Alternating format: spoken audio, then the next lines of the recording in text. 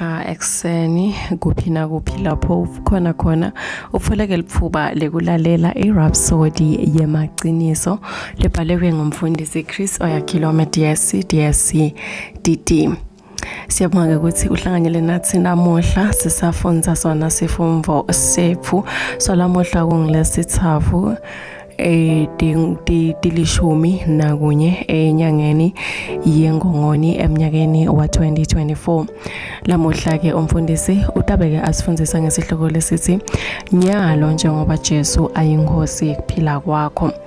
Kanzi ke sifumvo sethu sivula ke ngelivesi lelisuka kuPase Roma 10 verse 9 lithi ke leli verse nangabe uyavuma ngemlomo wakho ukuthi Jesu uyinkosi ukhole nasenhlitweni yakho ukuthi uNkulunkulu wavusa Jesu kulabafile uyawusinziswa. Usika umfundisi ngalesikhathi ovuma ngemlomo wakho ukuthi Jesu uyinkosi futhi ukholwa ukuthi uNkulunkulu wamvusa kulabafile ufoleke kuphila lokuphakathe wadalwa Kristu futhi naKristu wangena kuwe nyalo sonempilo yakhe simo sakhe kanye nemoya wakhe. Lokho ke kuphinze kusho ukuthi angeke uye esogweni ngoba Jesu Kristu lokukhanya kwemhlaba uhlala ke kuwe. Uvele waya esihogweni esikhundleni sakho futhi ke wancoba Sathane kanye nemabutho akhe ebumnyama esihogweni. Kanti lokho ke sikuthola kuPase Kolose 2 verse 15. Ngesikhathi ke wancoba esihogweni nawe wawukhona ngakho ke unekuncoba esihogweni esonweni kanye nasekufeni. Akumangalisi ke ukuthi iBhayibheli lithi luthamvo luphelelisiwe kithi kuze sibe nesibinzi ngelanga lekwehlulelwa ngoba njengaloku abenjalo Kristu nathi sinjalo kulomhlaba. Lokho ke kutholakala ku1 John 4 verse 17. Ngelanga ke lekwehlulela utobane nesibinzi sekubukana nenkosi ngoba njengoba yena anjalo nawe unjalo. Unjani yena ungcwele futhi ulungile kani ke nawe ulungile. Base Kolose 1 verse 21 kuya ku22 uthi kofanine uNkulunkulu sewuphinze wanibuyisela kuye ngemtimba wenyama yakhe ekufeni kwakhe khona tomnikisa kuye ningcwele ningenasici ningasoleki. Bese kuthi 2 Corinthians 5 verse 21 uthi ngobe uNkulunkulu wamemeda wabazono ngenxa yethu yena longazange asende sono kuze thine sibe kulunga kwaNkulunkulu kuye.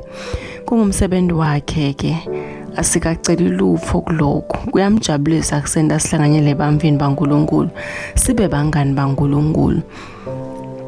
Uyasifakazela 2 Petro 1 verse 4 kanti ke 1 John 5 verse 11 uya ku12 uthi ke bufakazi ngulowo ukuthi uNkulunkulu usiphe kuphila lokuphakathi nalokuphila kusemvodzaneni yakhe loyo lonayo imvodzana unekuphila. Ngesikhathi ke wenda Jesu ukuthi abe inkosi empilo yakho impilo yakhe yaphakathe yathatha ke isikhundla sempilo yakho yemumvu njengaye nawe unetimpawu taNkulunkulu letibonakalayo. Ungumuvu lofele uNkulunkulu ungilomunye lonado tonke timvo taNkulunkulu. Amen. iBhayibheli lithi ngaJesu ngobe kuKristu kuhlala konke lokuphelele kwaNkulunkulu ngemtimba. Kubase Kolose 2 verse 9 livesi lilandzelako lithi nani ke senigcwalisiwe kuye. Kubase Kolose 2 verse 10 lokhu ke kusho ukuthi nawe unako lokho la kunike kona ngobe nawe uyingcenye yelifa lakhe. Uyasifakazela base Roma 8 verse 17 nineni lapho akhona nihletika naye enzaweni yebukhosi. Amen. Ingadimulo lenkulu emandla kanye neligunya.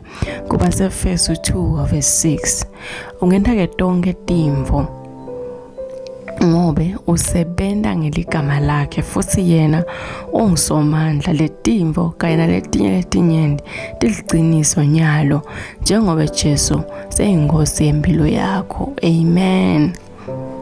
Kanti ke kuchubeka nalesifumvo lesi salamuhla kuze usivisise kahle ungatifundzela 2 Corinthians 5 verse 17 noma ke base Kolose 3 verse 3 kuya ku4 na Jakobe 1 verse 18. Kulesikhathi sanyalo sitawuthatha nangomthandazo utawusho emva kwami uthi babe lothandzekako. Ngiyabonga ngekuphila kwami lokusha kuKristu Jesu. Ngiyajabula kuthi nyalo sengikuKristu naye ukimi. Kuphila kwakhe, simo sakhe kanye nemoya wakhe kuyasebenza kimi.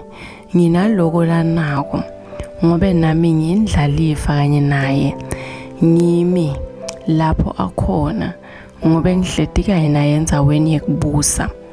Engadimulo lenkulu, emandla kanye neligunya ngingenta tonke timvo ngobe ngisebenta ngeligama lakhe nangekuvumelana nemandla akhe. Akabongwe uNkulunkulu. Amen. Siyakumema ke ukuthi wende Jesu abe yinkosi yekuphila kwakho. Ngekuthi ke uthandaze nangu umthandazo emva kwami. Shano ke uthi Nkosi uNkulunkulu, ngiyakholwa ngenhlitiyo yami yonke kuJesu Kristu, imvodzana yaNkulunkulu lophilako.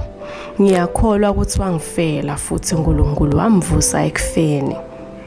Ngiyakholwa ukuthi uyaphila lamuhla. Ngiyavuma ngemlomo wami kuthi Jesu Kristu uyinkosi yekuphila kwami kusukela lomuhla. Ngaye nangeligama lakhe nginekuphila lokuphakatha, sengidelwe kabusha.